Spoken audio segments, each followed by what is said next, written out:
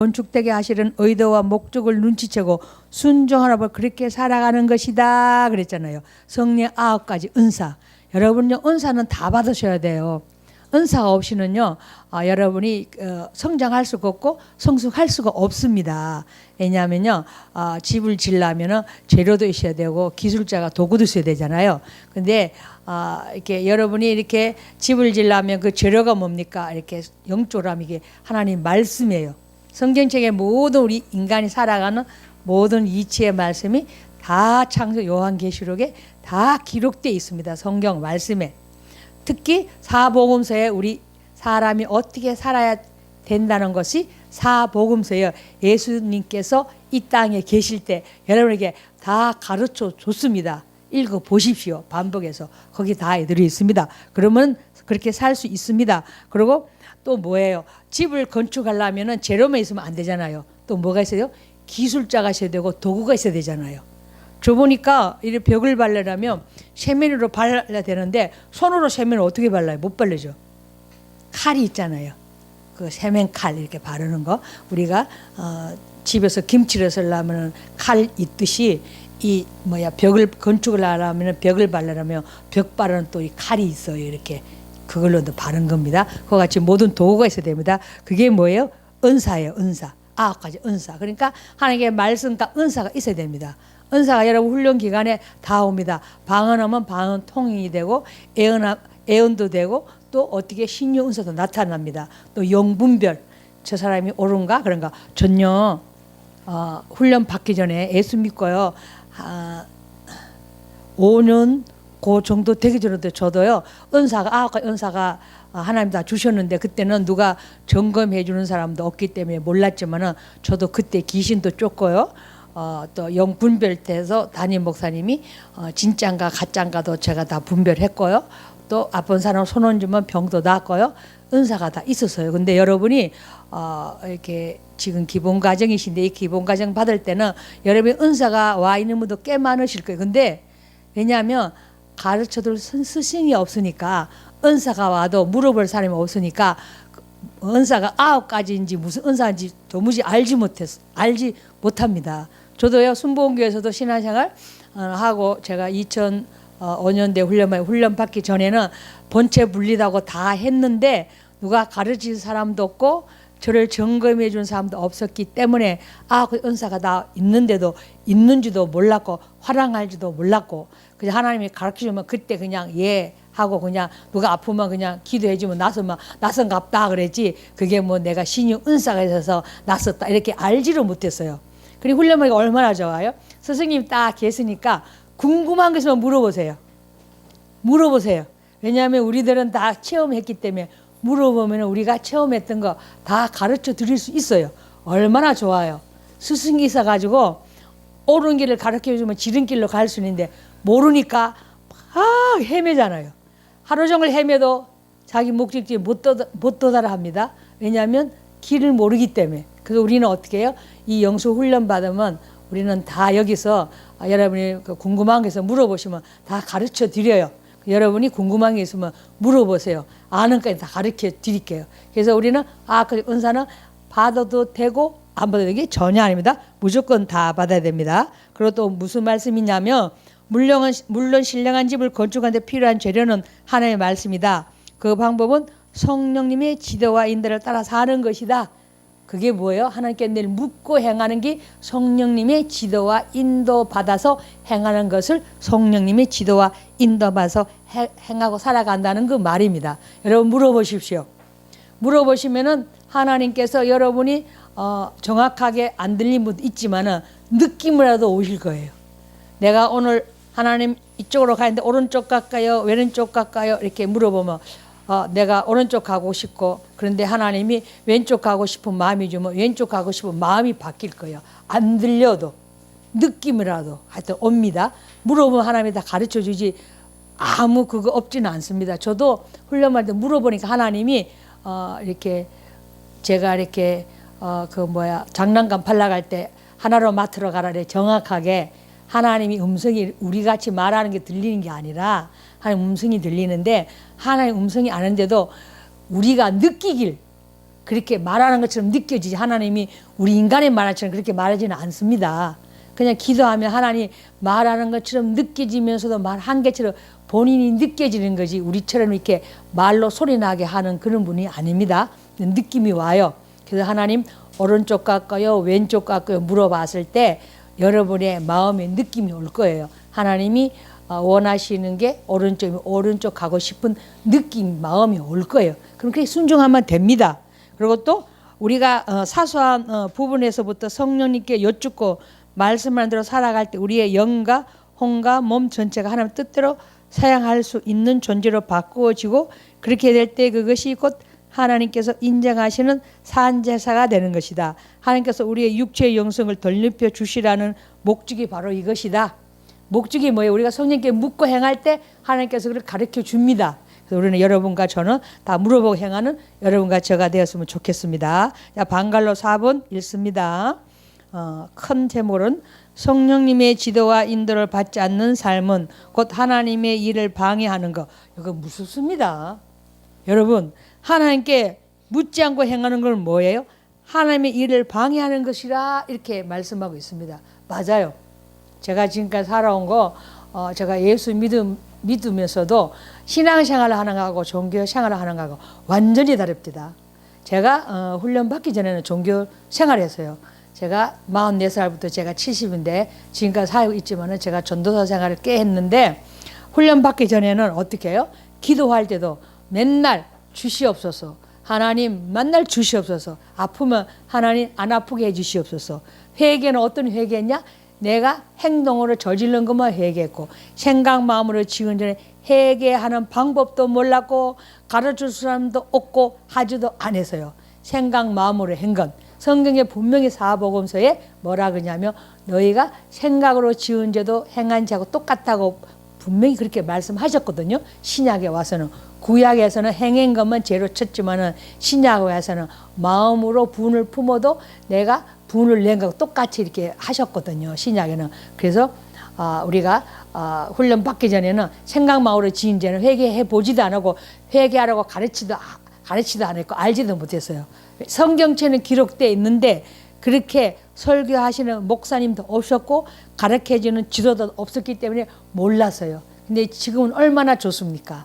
여러분이 영성훈련 받으니까 생각, 마음, 감정으로 지은 죄도 회개해야 된다는 거. 여러분 훈련 받자면 이거 몰라요. 아무도 안 가르쳐 주니까. 그죠? 훈련 받고 나니까 내가 생각, 마음으로 지은 죄도 회개해야 되겠구나. 왜? 내가 죄를 짓기 전에 먼저 생각으로, 마음으로, 감정 오기 때문에 행하는 거예요. 이 육체는 어떻게 해요? 내 생각만 감정으로 갖다가 몸으로 행동하는 게 이 몸입니다. 그죠? 머리에서 배고픈 생각 들을 때 내 손으로 이렇게 손이 지가 가만히 있지 않잖아요. 머리로, 마음으로, 감정으로 배고픈 마음이 있으니까 끼리 되면 내가 손을 해가 밥을 막 먹잖아요. 배부른 것도 느끼잖아요. 그와 같이 우리는 생각, 마음, 감정으로 짓는 죄가 더 많아요. 그거 철저히 회개해야 됩니다. 그게 근본 뿌리를 뽑는 거 그겁니다. 겉으로 하는 것보다도. 그리고 또 저는 또 훈련 받기 전에 또 은사가 와 있었지만 누가 은사에 대해서 가르쳐 주는 사람이 없어서 그냥 예수 믿으면 다 하나님이 가끔 와서 이렇게 간섭하시고 말 거시면 대답하고 그런가 보다 이렇게 알았는데 훈련 받는 게 아니더라고. 하나님 말 거시고 하나님이 찾아서 말할 때 내가 궁금할 때 그때 하나님 왜 이래요 저 이라고 이렇게 여쭤봐야 되는데 훈련 받기 전에 여쭤볼 줄 몰랐잖아요. 가르쳐 주지도 않대요. 그래서 저는 여쭤보지도 못해서요. 하나님 말씀만 이름만 했지 뭐 왜 그래요 그런 것도 안 물어봤어요. 지금 왜 그래요? 그래서 어떻게 되는데 하고 구체적으로 물어보면 하나님이 구체적으로 가르쳐 주잖아요. 근데 훈련 받기 전에 은사가 와 있어도 활용할 줄도 몰랐고 또 가르쳐 주는 사람도 없었습니다. 그래서 여러분은 다 물어보시면 좋을 줄 믿습니다. 그리고 같이 이제 읽어보겠습니다. 이렇게 안 묻는 게 하나님의 해방한 일이니까 다 같이 천천히 다 같이 필자를 심하게 비난했던 사람이 있었다. 나는 신앙 양심상 그를 도와주려고 하였다. 그러나 그것은 하나님의 뜻이 아니었다. 하나님은 허락지 않으셨다. 왜냐하면 고난 중에 하나님의 사랑과 은혜를 맛봐야 될 사람은 도와줘야 하지만 오히려 하나님이 징계하시는 자는 그를 훈련하시는 차원에서 돕지 못하다 하는 것이었다. 여기 보세요. 여러분 거의 다 보면요. 우리는 이렇게 생각하잖아요. 하나님이 성경 말씀도 기록되어 있지만은 항상 이렇게 이웃을 내모 사랑하고 가난한 자라 배고픈 자 헐벗은 자 배고픈 자 먹이고 헐벗은 자 입히고 또 아픈 자 돌보라 그랬잖아요. 그래서 우리는 무조건 하고 그렇게 순종했잖아요. 그게 아니라 그것도 어떻게 해요? 상대가 지금 하나님이 징계를 하고 있는지 아니면 축복하는지 물어봐야 돼. 그전 하나님이 이분이 지금 고난 중에 빠뜨려서 이분이 어렵게 고난을 받아야지 하나님 만날 수 있는 그런 분이야. 그래서 하나님이 그분 하는 모든 사업도 망하게 해서 이분이 어려움을 당해야 돼. 근데 내가 묻지도 않고 이분은 푹푹 도와줘 봐요. 이분은 고난 가운데 순종을 배워야 되는데 고난이 더 길어지는 거야. 묻지 않고 하면. 그러니까 하나님이 이분을 훈련시켜서 고난 가운데 하나님께 순종시키려고 고난을 줬는지 안 그러면 이분을 축복을 하려고 고난을 줬는지 모르잖아요. 하나님이 축복하는 장에는 우리도 축복이고 도와주면 하나님이 좋아요. 그래서 성령께 묻고 하라는 거예요. 그래서 우리는 묻지 않고 하는 것이 하나님을 방해하는 거라 그랬잖아요. 그렇잖아요. 돈 많은 이렇게 자식들이 있잖아요. 비근한 예를 들면은 돈 많은 자식들요. 부모가 해주는 대로 이렇게 다 그냥 잘 먹고 잘 입고 편안하게 살다가 부모가 돌아가시고 어려움 당하며 그 아이는요 어떻게 살지 방향이 몰라서요 너무 고통받아요. 근데 부모가 돈이 많고 있을 때에도 그 아이를 교육을 잘 시켜놔면 미국 교육 같은 데는 부모가 아무리 돈이 많아도 고등학교 졸업하면 부모가 딱 용돈도 끊고 대학 등록 그런 것 하나도 안 줘요. 자립해서 나가라 그래요. 부모는 거기까지만 합니다. 근데 부모가 미국에는 교육이 너무 좋아요. 고등학교 무료 교육이잖아요. 그러니까 애들 참 많이 낳아요. 저는 미국 교육이 너무 마음에 들더라고. 우리 한국 사람 어때요? 고등학교 졸업하고 대학 등록금 다 대주고 용돈 다 대고 대학 졸업하고 난 뒤에도 또 용돈 주고 계속 애 그냥 같이 끼고 있고 그리고 또 결혼시킬 때도 있는 거 없는 거 재산 있는 거 다 줘 결혼시키고 그것도 부족해가지고 애 놓고 산에도 계속 가서 서비스 하잖아요. 아프터 서비스. 엄마 우리 애가 아픈데 수술해야 돼 그래 200만 원 또 줘. 그러니까 애가 계속 부모만 의지하니까 자립할 수가 없는 거야. 그러니까 교육을 철저하게 시켜야 됩니다. 그와 마찬가지로 우리는요. 어떻게 해요? 고난 중에 있는 사람은 하나님이 고난을 맛봐야 사람 되기 때문에 고난을 받게 키워놔야 됩니다. 놔둬야 됩니다. 우리가 자식을 키워도 좀 혹독한 고난을 좀 시켜야 됩니다. 왜냐하면 아이들은요 부모가 계속 다 해주면요 자기가 이 험한 세상에서 어떻게 헤쳐나고 살아갈 수 있겠습니까? 그죠? 그러니까 부모가 돈이 많고 재산이 많아도 자식에게 어느 한계점을 딱 해놔놓고 그 이상은 부모들이 도와주지 않아야 그 아이가 자기 스스로 일어나서 이 사회생활을 할 수 있는 기초를 세울 수 있는 겁니다. 부모가 잘해주는 게 잘해준 게 아닙니다. 그래서 어떻게 해요? 이와 같이 우리가 고난 중에 있는 사람은 징계를 받아야지 훈련을 받아서 어떻게 해요? 하나님 말씀대로 살 수 있는 것 마찬가지로 고난 중에 있는 사람은 도와주지 않고 가만히 둬야 됩니다.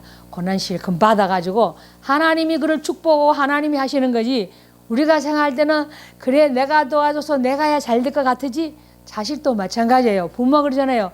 엄마가 계속 도와주고 돈 주고 자식이 잘 될 것 같으지 아니에요. 부모가 많이 도와준 자식은 부모 유산을 가지고 얼마 안 가서 다 사업 망치고 부모 돈 다 갖다가 망치갖고 야중에는 부모도 못 살고 자기도 못 살고 아들도 너무너무 힘들어합니다. 그래서 우리는 이 고난이 얼마나 유익한지 몰라요. 이 자녀를 키우는데 부모가 자식을 교육시키기도 고난 좀 밖에 내비둬야 됩니다. 돈이 아무리 많아도. 그리고 우리 예수 믿는 사람이 예수 믿을 때 이게 훈련 하나님이 하실 때는 고난 좀 밖에 놔둬야 됩니다. 도와주지 말고. 그래야지 하나님의 말씀에 순종을 배웁니다. 예수님도 고난 가운데 순종을 배웠다고 성경 말씀에 기록되어 있지 않습니까? 그와 같이 우리는 하나님이 징계하실 때는 징계하시고 또 돕는 자는 돕기 때문에 우리는 하나님께 모든 걸 묻고 행할 때 우리가 하나님의 말씀대로 살는 줄 믿습니다. 그 다음 읽어봅니다. 다 같이 131페이지. 그때 필자는 성령의 지도와 인도를 받지 않는 삶은 외관상 의로워 보여도 궁극적으로 하나님의 일을 방해하는 꼴이 된다는 것을 깨달았다. 똑같은 일이라도 성령님의 지도와 인도를 받아 행하면 진리가 되고 생명이 된다. 그러나 내 감정, 내주와 생각에 앞서 내가 주체가 돼 행하면 설령 그 일의 결과가 좋게 나타나도록 육신 중수를 행하였기 때문에 생명이 될 수 없는 것이다. 물론 이 일의 영광도 하나님이 아닌 내가 받는 것이다. 그러므로 우리는 항상 나의 삶 가운데 성령님이 함께 하신다는 사실을 명심하고 촉각을 건드셔서 삶의 주도권을 성령께 내어드리는 삶을 살아야 할 것이다. 이게 보세요. 여러분 보세요. 자녀를 키울 때는요. 요즘 우리 한국의 이렇게 교육이 어떻게 되냐면요. 아이를 부모가 만들어요. 왜냐하면 아이가 태어날 때부터 돈 많은 부모들은요. 어떻게 최고 좋은 학원, 최고 좋은 학교 그걸 선호해서 최고로 그러니까 돈으로 아이를 막 이렇게 기르잖아요. 자기 마음대로 기르잖아요. 그러면 안 됩니다. 내 자녀도 여러분 내가 길렀을 때 내 방법으로 하면 아이가 잘 될 것 같아도 아이고 아닙니다. 여러분이 키운 것 같아도요. 하나님이 다 키웁니다. 하나님께 맡겨보십시오. 하나님이 얼마나 멋지게 잘 키워놓는지 여러분이 생각하잖아요. 아 내가 얼마나 아이를 잘 키웠는지 다 그렇게 생각하는데 내가 키운 게 아닙니다. 우리 믿는 자는 믿지 않는 사람 종교인들은 그렇게 말할 수 있습니다. 내가 키웠다고 내가 뒷발을 잘해서 이만큼 훌륭하게 키웠다고 그렇게 할 수 있습니다. 근데 우리 신앙인들은 예수 믿는 사람들은 어떻게 해요? 내 자녀도 모든 문제를 어떻게 하나님께 맡겨 보십시오. 하나님이 우리 자녀 내가 키우는 것보다 훨씬 잘 키웁니다. 내가 그 아래 생각하고 염려보다 하나님이 더 염려 더 잘 키웁니다. 하나님 뜻대로 키우기 때문에 그렇기 때문에 우리는 내 자녀의 문제 모든 교육의 문제 모든 것도 다 누구한테 맡기라고요? 성령님께 맡겨 보십시오. 주님께 묻고 그러면 그 아이를 하나님께 멋지게 키워놓을 줄 믿습니다. 그 다음에 읽습니다. 그러나 내 감정, 내 의지와 생각이 앞서 내가 주체가 돼 행하면 설령 그의 결과가 좋게 나타나도록 육신적으로서 행했기 때문에 생명이 될 수 없는 것이다. 그리고 뭐든지 내가 주체가 돼가 내 의지, 내 감정대로 내가 잘 키웠다 하더라도 그런 육심 중심을 키웠기 때문에 그는 진리가 되고 생명이 되지 않습니다. 그래서 어떻게 해요? 그리고 또 어떻게 해요? 거기다 보면 자기가 해놔놓고는 그 영광을 누가 다 받아요? 자기가 다 받습니다. 모든 일을 해놔놓고요. 하나님이 주신 힘으로 하고 하나님이 주신 걸 했기 때문에 우리는 하나님께 영광을 돌려야 되는데 거의 다 우리가 종교인이나 안 믿는 사람들 거의 다 무슨 일을 하며 자기 영광을 많이 나타냅니다. 그리고 우리 한국의 문화가 어떤 문화냐면 이게 참 나쁜 문화더라고. 요즘은 자기 PR 시대라고 이렇게 많이 하잖아요. 자기를 PR 해야 상대방이 안다고. 여러분 천만입니다. 자기를 PR하지 마십시오. 성경 말씀에 분명히 이렇게 기록되어 있습니다. 남이 나를 칭찬하게 해두라고. 여러분은 뭐라 그러세요? 남을 나보다 낫게 여기라고. 어떻게 해요? 남이 나보다 나는 그 사람 앞에 겸손해야 돼요? 안 해야 돼요? 겸손해야 됩니다. 하나님이 여러분을 높여줄 때 높아지는 거고 하나님 낮출 때 낮아져야 되지 내가 하나님 낮추려고 하는데 막 높아지려고 하면 안 되는 겁니다. 그건 다 내 감정이고 내 생각입니다. 그는 진리가 생명이 될 수 없는 겁니다. 그래서 오늘부터 여러분이 기본 과정을 또 배웠으니까 이제는 자기를 표현하지 마십시오. 상대 앞에서 항상 낮아져서 상대를 나보다 낮게 여기며 상대 앞에 겸손해진 분이 되었으면 좋겠습니다. 방갈로 5번 합니다. 큰 제목으로는 은서와 영성적 대인관계에 있어서요 불가분의 관계 은사와 영성적 대인관계에 있어서의 불가분의 관계 읽습니다. 한편 영성적 대인관계가 이루어질 때에는 은사가 불가분 개입된다. 은사가 개입되지 않으면 대인관계에 있어서 구체적으로 어떻게 대해야 할 것인지를 알 수가 없을 것이다. 그러므로 반드시 은사를 활용해야 한다. 사랑을 표현하는 것도 생각이나 마음만 가지고 되는 것이 아니다. 이럴 때면 자녀를 사랑한다고 할 때 정말로 사랑해라고 말만 한 것보다 꼭 껴안고서 볼에 뽀뽀라 하는 행위가 따를 때 부모의 사랑이 온전하게 자에게 전이 될 수 있는 것과 같은 이치다. 사람이 영적으로 거듭나서 기본적인 신앙생활을 시작할 때는 영적인 부분과 은사적인 부분을 각각 따로 경험해 간다. 즉 우리의 영혼이 영적인 것을 경험하게 되고 육체가 은사적인 것을 경험해 가는 것이다. 그러므로 은사는 영혼의 성숙을 도와주는 보조 수단이 아니라 기본적 훈련이 거듭되어 가면서 나중에는 그 두 가지가 서로 유기적으로 보완되어지면서 통일되고 복합되어지므로 영혼 몸 전체가 전인적으로 세워져 진정한 영성적 삶을 살아가게 되는 것이다. 맞습니다. 우리가 은사를 잘 활용해야지 은사적으로 살 수가 있습니다. 그래서 우리는 어떻게 되냐면 항상 우리는 무슨 일을 할 때 항상 은사를 우리가 활용해야 됩니다. 은사가 뭐예요? 하나님께 묻는 거예요. 은사적으로 방언을 하잖아요. 오 니디드와 카움니스케 오르베틴드와 콤니스카 오릴리스케 바바카 라카움니스카 오리리바카 이렇게 하면 하나님께 하면 그 뒤에 뭐예요? 방언 통역이 오잖아요. 그래서 여러분은 저와 여러분은 항상 하나님께 물어보고 은사 여러분 다 주셨습니다. 예수 믿고 거듭나면 그래서 은사람을 활용해 보십시오. 그러면 하나님께서 가르쳐 주십니다. 그리고 방언하기를 열심히 하십시오. 사도 바울님이 그러셨습니다. 나이는 너희들이 방언하기를 더욱더 원한다고. 방언 많이 하면 뒤에 은사가 또 예언이 따라올 줄 믿습니다. 감사합니다. 수고하셨습니다.